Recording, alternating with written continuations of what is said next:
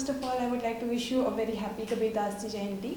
And as we know that Kabir Das Ji was born in 1440 in Varanasi, and he was a great poet. He was a social reformer who stood against or who opposed the caste system and superstitions and some superstitious beliefs.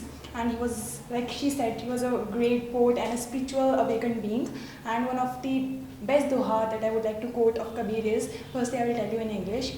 I searched for bad and crooked but didn't find a single one. But when I searched myself within myself, I was the crooked one. It means that बुरा जो देखन मैं चला, बुरा न मिलिया कोई, जो मन देखा आपना, मुझसे बुरा ना कोई। अगर कोई हमारे बारे में कुछ बोल दे तो हमें बहुत बुरा लगता है, हमें फील होता है कि ये ऐसा ही बुरा है, पर हम अपने आप को परफेक्ट मानते हैं हमेशा। हमें लगता है दैट हमारे अंदर कोई फ्लॉज नहीं है, कोई भी चीज़ें नहीं है, मतलब जो हम अपने आप को ब्लेम कर सकें। बट कबीर दास जी ने ऐसा कहा है कि हर एक इंसान के अंदर बुराइयाँ होती हैं और जो उसको एक्सेप्ट करता है वही मतलब परमात्मा तक पहुँच सकता है। So I believe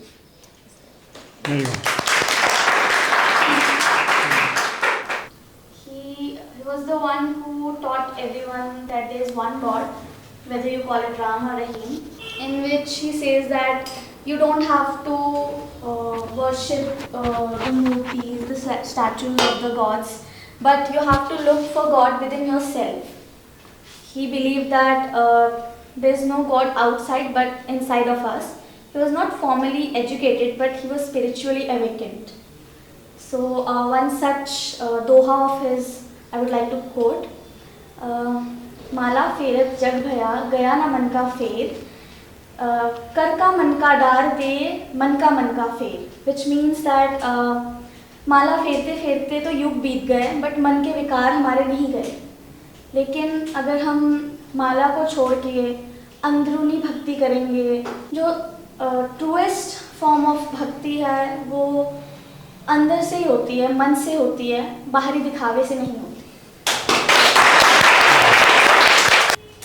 So my question is, what was Kabir Das' main philosophy about God?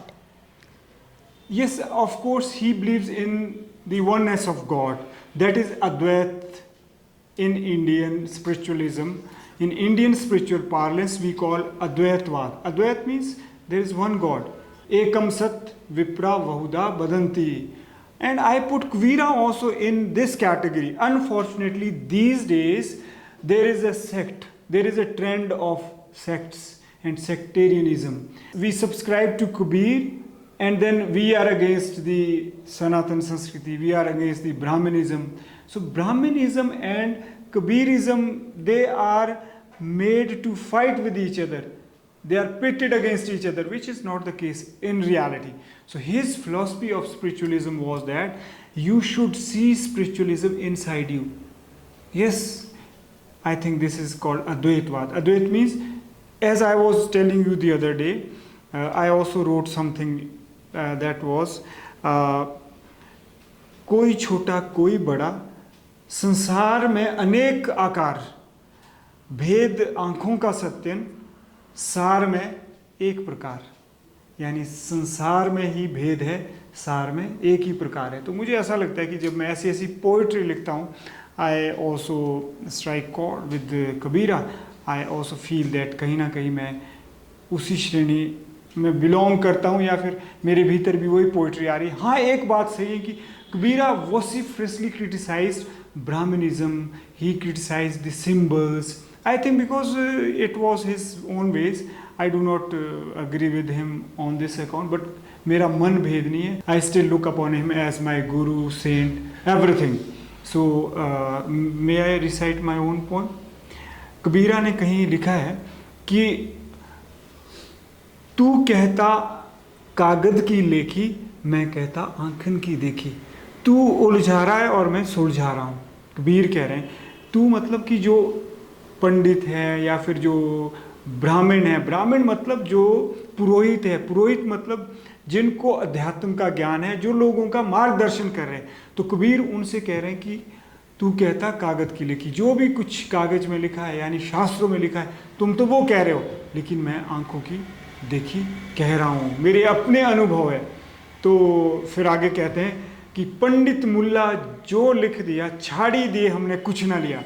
कि पंडित ने मुल्ला ने जो भी कुछ लिखा है वेद शास्त्र, मैंने कुछ नहीं छोड़ दिया, छाड़ी दिए कुछ ना लिया। अब सत्यन से भी पूछो कि आप क्या कहते हैं. Yes, sir. What do you think about it? Yes, I do think little bit otherwise. मेरा यह मानना है कि I am born to harmonize divergent currents of spiritualism. मेरा जन्म समन्वय के लिए हुआ है. तो मैं यह कहता हूँ कि मैंने कुछ चीज़ें आंखों से भी देखी और किताबों से भी पढ़ी है. तो कबीर अगर कहते हैं कि तू कहता आंखन की देखी, मैं कहता कागज़ की लिखी, तो मैं तो ये कहता हूँ कि मैं कागज़ की लेखी भी कह रहा हूँ और आंखों की देखी भी कह रहा हूँ. पंडित मुल्ला जो लिख दिया, छाड़ी दिए हमने कुछ ना लिया. संत कबीरा अपने समय की क्या खूब कही, सचमुच यह बात सही. अपना शास्त्र अपना वेद यही, मतभेद हो भले मन भेद नहीं. यानी कबीर के साथ थोड़ा सा मतभेद है जब समन्वय के मार्ग में. तो हम क्या कहेंगे?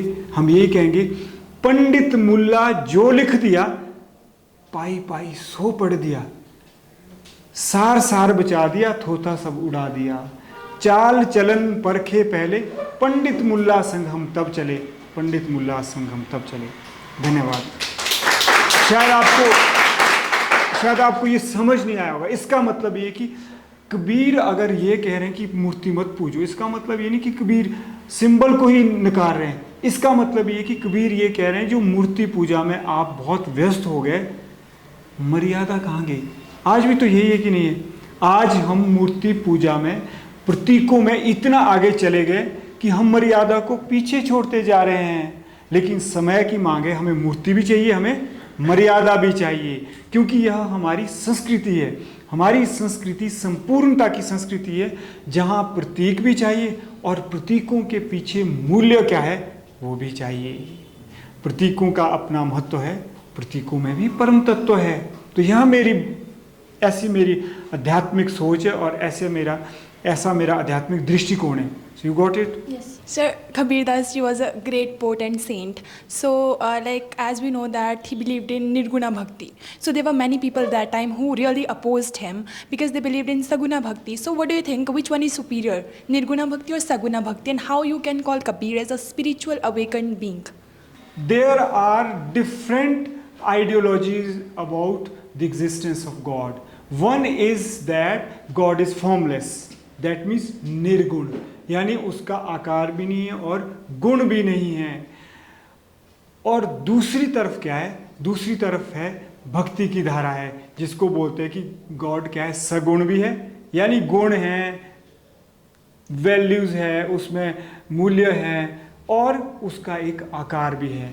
जैसे हमारी सनातन संस्कृति की ब्रह्मा विष्णु महेश कृष्ण राम, कितने सारे हमारे प्रकार के भगवान हैं. तो अब एक चीज़, इनका पहला प्रश्न है कि कौन इसमें अच्छा है, कौन कम है, कौन ज़्यादा है. मुझे लगता है कि they are complementary to each other. You can not say that nirguna is better than गुणावन एंड गुणावन is inferior to saguna. So I think they are at par with each other. They are complementary to each other. And दूसरा प्रश्न इसमें था कि how can we say that Kabir was awakened soul, awakened being? I think it is clear when you go through his poems, when you see that how he talked and how he spoke without going to any school, university or college at all. He didn't go anywhere. He did not know how to write. He spoke what his soul said. So जब मनुष्य आध्यात्मिक तौर पर जागृत हो जाता है तो उसको पोथी और उसको बाहर का ज्ञान इतना नहीं चाहिए होता है. वो ज्ञान उसके भीतर से ही स्वतःस्फूर्त होता है, भीतर से ही आता है. तो हम इसीलिए कह सकते हैं कि Kabir was an awakened soul because he did not read any scriptures. He spoke what he felt. It means that his soul spoke. और जब आत्मा बोल रही होती है तो अध्यात्म तो स्वतः ही होता है. और वो प्योर थे, इसीलिए हम बहुत सारी चीज़ों में उनको कह सकते हैं. कबीर से कोई पूछते कि कबीर भगवान को कुछ बताओगे कि भगवान कैसे प्राप्त हो सकते हैं. लाइक आप सभी स्वच्छता के लिए खड़े हैं. I hope that all stand for the cleanliness of India and our earth. We want to remove the scourge of pollution from the face of earth. तो कबीर क्या कहते हैं? कबीरा मन निर्मल भया जैसे गंगा नीर, पाछे लागे हरि फिरे कहत कबीर कबीर। यानी जिस मनुष्य का अंतर मन शुद्ध हो जाता है तो कबीर कहते हैं कि उसको फिर ईश्वर के पास नहीं जाना पड़ता, ईश्वर उसके पास आते हैं। तो बहुत सारी बातें हम कह सकते हैं that he was an awakened soul. Okay, sir, a simple question. Do you believe in Kabir's ideology? Of course, believing in Kabir ideology is one thing, and seeing Kabir's ideology happen in your life, in the world, quite the other. Naturally, I feel when things are happening the way they are happening, it's of course, who would not? So you believe in Kabir's ideology? Yes. Indeed. So Kabir's ideology was, what was the word? Nigunata? Nirguna. Nirguna. So you believe in that. Yes. So apart from that, you said कि Kabir, according to Kabir, it is like a formless God. He did not believe in statues and like the symbolism that we created, like we prayed rivers, like we prayed trees or whatever, mountains. So he did not believe in that. So why should a person? Okay, that this might seem strange, Contradictory. but why should a person believe him? Why should a person follows Kabir's path? You said that he, according to you, he was a awakened soul because he did not read anything. He said whatever came from his heart. That's right. So any person who is illiterate speaks something from his heart is equivalent to Kabir, according to what you said. So why should so that means any person can like believe anything a person says. So why should we believe in Kabir's ideology? We should not believe in any ideology at Sir, all. you just said you believe in Kabir's ideology. For that, I told you that I have seen things happen in my life. You should not believe blindly. When for example, I am seeing that this is Advaitvad, his Advaitvad. I quoted my poem also. So if a person has not seen, like you said, he said whatever he has seen from his eyes, not what others people spoke to him. So if, like for example, a person has not seen those things or faced those things and he does not believe in that, so this means he is right because he hasn't seen those things. Maybe it is his choice, because spiritualism means it is your personal faith. It is subject to your personal interpretation. The knowledge about spiritualism is entirely subjective. It is not objective that you can improve it, you can verify it in the lab. When you start feeling something inside you, then you feel connected. You feel spiritual connect with anybody. But at the same time, you should not remain fixated to that symbols. So he did not mean to oppose symbols directly, nor did Buddha mean. Naturally, they meant that जो आप symbol में बहुत ज़्यादा आगे चले जाते हैं, प्रतीकों में बहुत ज़्यादा आगे चले जाते हैं, मूर्ति में बहुत ज़्यादा आगे चले जाते हैं, मर्यादा को भूल जाते हैं. मर्यादा को भूलना means going away from humanity. Whereas according to our culture, humanity is equal to divinity. दिव्यता ही मानवता है. जो मनुष्य, हर मनुष्य अपने में ह्यूमैनिटी फील करता है. फिर आप भी करते हो, मानवता महसूस करते हो कि नहीं यार कुछ थोड़ा सा अच्छा होना चाहिए, वृक्षारोपण करनी चाहिए, कोई जीव दया करनी चाहिए. तो वो जो आप में मानवता, वही दिव्यता है. जब आप कबीर को पढ़ोगे, अगर आपको लग रहा है कि मेरे में भी ये तत्व महसूस कर रहे हो, तो आपको करना चाहिए. अच्छा, जैसे हमने कहा कि जो नहीं मानते, नहीं करते हो, भक्ति है, तभी तो हम किसी को ना नहीं कर सकते. आज देख लीजिए, आज अपने अपने भक्ति मार्ग इतनी धाराएं चली गई. उसका कारण क्या हुआ? आज देखो, धर्म कुछ और ही बन गया है, अध्यात्म रीति रिवाजों में फंस गया है कि नहीं फंस गया है. भंडारे, मंदिर, आस्थालयों तक सीमित होता दिखाई दे रहा है, लेकिन हम कभी उसका विरोध नहीं करते, ना करना चाहिए. लेकिन क्या हम ये जरूर बता सकते हैं कि ये सीढ़ी है, this is step in the journey of spiritual awakening. So go one by one, but don't be fixated. जुड़ो, जड़ मत बनो. जब आप ऐसी यात्रा शुरू करोगे, then you will feel inside, from inside that yes, कि वास्तव में क्या है, सगुण भी है और निर्गुण भी है. और वेदांत जैसे, वेदांत का परम ब्रह्मा और सांख्यवादियों का प्रकृतिवाद एक जैसा है. वेदांत का मतलब है कि ईश्वर है, परमेश्वर है, वेदांत ये कहता है. लेकिन जो सांख्य दर्शन है, सांख्य दर्शन बिल्कुल बुद्ध और कबीर से बिल्कुल मिलता जुलता है. ऐसी कोई बात नहीं है वेदांत में या वेदों में या हमारे दर्शनों में जो इन संतों ने ना कही हो. पढ़ने की बात है बस. लेकिन जब हमें समझ नहीं आती तो हम धाराएं बना देते, एक कबीर की धारा बना दी, दूसरी सनातन धर्म की धाराएं बना दी. So this is the answer to your question. So isn't Kabir one of the conflicts? His conflict, he has been made conflict these days. Even Buddha has been made naturally. No, Buddha is a religion. People follow his path, but according to Kabir, it is just opposing something. But see, Kabir Panthi, do you know?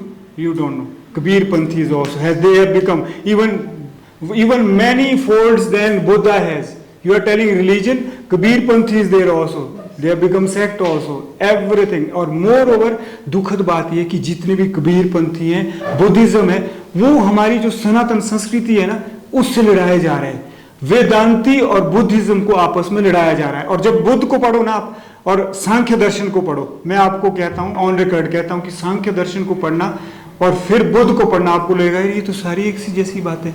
फिर आपने और अध्ययन करना, शास्त्रों का करना, वेदों का करना, फिर आपको लगेगा कबीर भी तो यही कह रहे.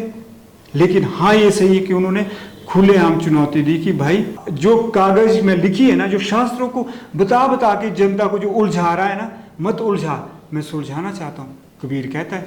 तो कबीर का मतलब ये, तभी तो मैंने कहा कि जब हम समन्वय की बात करते, अब मुझे भी अनुभूति हुई, मैंने अपना जिंदगी समन्वय के लिए दे दी, 15-20 साल से आनंद आता है. तो जब हम समन्वय समझते हैं, हार्मनी, सगुण और निर्गुण में हार्मनी होनी चाहिए, यानी फॉर्मलेस और विद फॉर्म, आकार और निराकार में हार्मनी होनी चाहिए. जब आप इस मार्ग पर आगे बढ़ते तो उसको समन्वय बोलते. तो सबसे पहले पता आपके रास्ते में कौन खड़े होते? सबसे पहले कबीर आते, सबसे पहले, क्योंकि कबीर कॉन्फ्लिक्ट जैसे ये कह रहे हैं, कबीर बोलते कि मूर्ति पूजा ये नहीं होनी चाहिए, और यूथ ने सीधा सीधा ले लिया मूर्ति पूजा नहीं होनी चाहिए और मूर्तियों की फिर मजाके कर दी. ऐसा नहीं है. हमारी संस्कृति संपूर्णता की संस्कृति है. प्रतीकों का अपना महत्व है, प्रतीकों में भी परम तत्व है. जैसे अभी राम की मूर्ति थी तो वहां भी मेरे से एक मंच पर पूछा गया, तो मैंने एक वहां पे कही, क्या बात कही. So at last I would like to end your answer to your question with the point that हमें क्या चाहिए, निर्गुण भी चाहिए, सगुण भी चाहिए. जो कॉन्फ्लिक्ट है वो समाज में होते, आपके भीतर नहीं होने चाहिए. किसी को तो अध्यात्म कहते हैं. जैसे जैसे आप स्पिरिचुअली अवेकन्ड होते रहेंगे, वैसे वैसे वो कॉन्फ्लिक्ट भी दूर होते रहेंगे. बना दी मूरत राम की, हुआ काम यह आधा, होगा अधूरा काम यह पूरा, होगी जब राम की मूरत के संग राम की मर्यादा. अर्थात हमें मूर्त भी चाहिए, हमें मर्यादा भी चाहिए, हमें सगुण भी चाहिए, हमें निर्गुण भी चाहिए. यूथ क्यों आज ऐसे बोलता है कि इस पे हम डिस्कस करेंगे. आपने अगर कॉन्फ्लिक्ट हो ना, पहले कबीर को पढ़ना है ना. Without reading you can not से much. As you told us about the teaching of Kabir, like oneness of God, and he believed in Advaitvad. Advaitvad. So, do you find some relevance of Kabir's teachings today, or what is the relevance of Kabir's teaching today? The relevance of Kabira, not only Kabira, but everything I am telling that, हमारा यह मानना है कि अध्यात्म चाहे प्रतीक हो चाहे संत हो, जो भी कहीं भी अध्यात्म है उसको सामाजिकता की कसौटी पर कसा जाना चाहिए. अर्थात मानवता को दिव्यता से अलग नहीं किया जाना चाहिए. अगर मानवता को दिव्यता से अलग किया गया तो समझ लीजिए कि आप एक सेक्ट बना दोगे, आप समाज की ओर नहीं जाओगे. सो रेलेवेंस कबीर का ये है कि he is definitely criticising us for being so much too much for symbols. He is criticising this much is the relevance.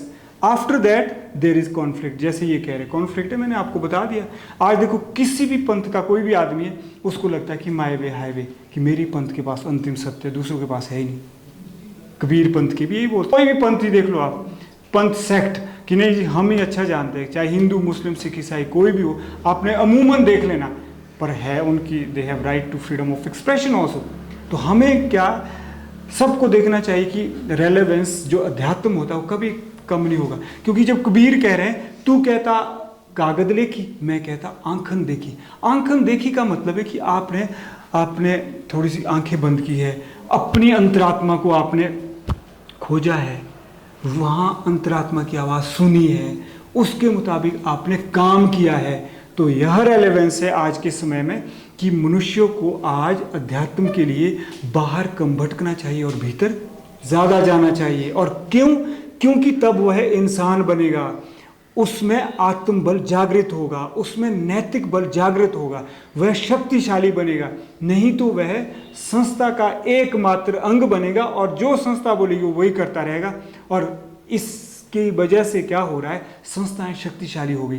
Political organisation, religious organisation, social organisation तो बन रही है बहुत स्ट्रांग और आदमी कमज़ोर बनता जा रहा है। तो कबीर का रेलेवेंस यही है कि कबीर कह रहे हैं कि भैया टर्न इनवर्ड्स, सी, जो तू बाहर देख रहा है वो तेरे भीतर है, जो कबीर कह रहे हैं। Do you think does he hold relevance? लगता है आपको?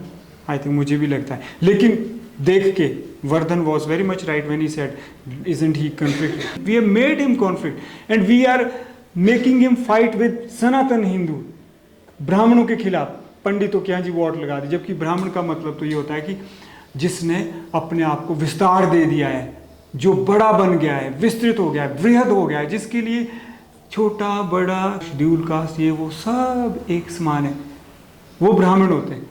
लेकिन अनफॉर्चुनेटली अब उसमें rigidity. Thank you very much. Sir, do you know about Rahim? Yes, of course. Sir, what's the common thing between Rahim and I think the common thing between Rahim and Kabir is that they explored their innerness.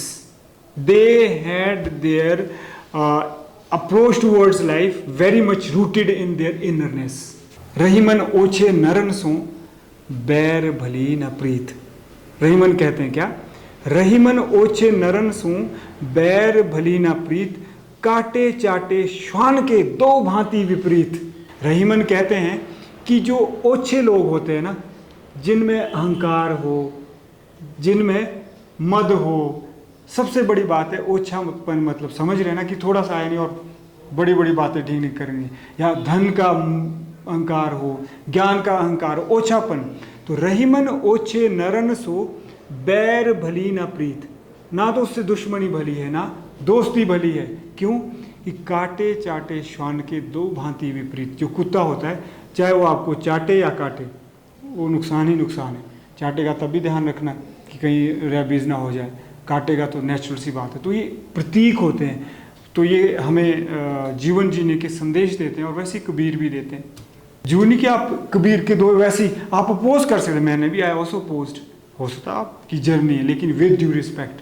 First I touch the feet of Kabir, then I say this. ऐसी आपकी approach होनी चाहिए। आलोचना कभी भी वहाँ नहीं करनी चाहिए जहाँ पे आत्मीयता ना हो, जहाँ पे सम्मान ना हो, जहाँ पे प्रेम ना हो, आदर ना हो, सत्कार ना हो। मैं कभी भी किसी की आलोचना ध्यान रखता हूँ नहीं करता हूँ जब तक मेरे मन में उनके प्रति सम्मान ना हो। पूछो जी।